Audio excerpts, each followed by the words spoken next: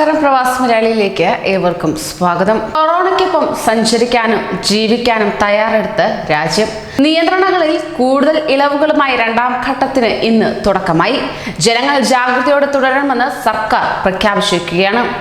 രാജ്യത്ത് ഉടനീളമായി ഒട്ടുമിക്ക മേഖലകളിലും ഇളവുകൾ പ്രഖ്യാപിച്ചു എങ്കിലും വ്യവസ്ഥകൾക്ക് വിധേയമായി മാത്രമാണ് പ്രവർത്തനാനുമതിയുള്ളത്. ജൂലൈ 1 മുതൽ 31 വരെയാണ് രണ്ടാം ഘട്ടം. പള്ളികൾ ഉൾപ്പെടെ എല്ലായിടങ്ങളിലും പ്രവേശിക്കണമെങ്കിൽ COVID-19 അപകട നിർണയ ആപ്ലിക്കേഷനായ ഇഖ്തിറാസിലെ പ്രൊഫൈൽ നിറം പച്ചയായിരിക്കണം. രാജ്യത്തിനുടനീളമായി 262 പള്ളികൾ കൂടി ഇന്ന് തുറക്കുന്നതായിരിക്കും. ഒന്നാം ഘട്ടത്തിൽ 500 പള്ളികളാണ് തുറക്കുന്നത്. ഖത്തർ സർക്കാർ സ്വകാര്യ മേഖലകളിൽ 50% പേർക്ക് ഓഫീസിലെത്തി ജോലി ചെയ്യാവുന്നതാണ്. സ്വകാര്യ ആരോഗ്യ കേന്ദ്രങ്ങൾ 60% ശേഷിയിൽ പ്രവർത്തിച്ചു തുടങ്ങും.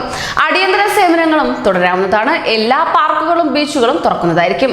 എല്ലാ പ്രായക്കാർക്കും പ്രവേശിക്കാം. കളിസ്ഥലങ്ങൾ തുറക്കില്ല. ഖത്തർ മ്യൂസിയത്തിന്റെ കീഴിലെ ഏതാനും മ്യൂസിയങ്ങളും ലൈബ്രറികളും തുറക്കുന്നതായിരിക്കും. പരിമിതമായ ശേഷിയിൽ നിശ്ചിത മണിക്കൂറുകളിൽ പ്രവർത്തിക്കാം. ഖത്തർ നാഷണൽ ലൈബ്രറി ജൂലൈ 15 മുതൽക്കേ തുറക്കുകയുള്ളൂ.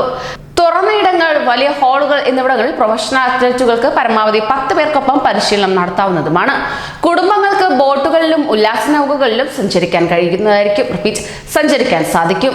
ഡ്രൈവറെ കൂടാതെ പരമാവധി 10 പേർക്ക് മാത്രം അനുമതിയുണ്ട്.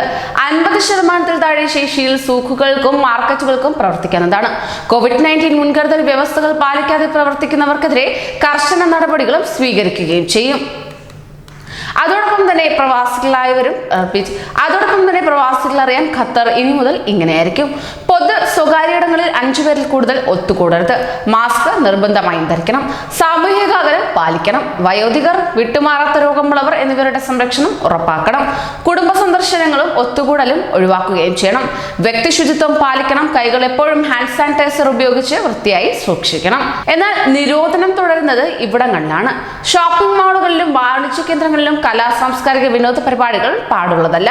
മാളുകളിലെ ഗെയിം കേന്ദ്രങ്ങൾ, അമ്യൂസ്മെന്റ് പാർക്കുകൾ, സ്കേറ്റ് ബോർഡ് അറീനകൾ, പ്രാർത്ഥനാ മുറികൾ, സിനിമാ തിയേറ്ററുകൾ എന്നിവ പ്രവർത്തിക്കുന്നതുമായിരിക്കില്ല.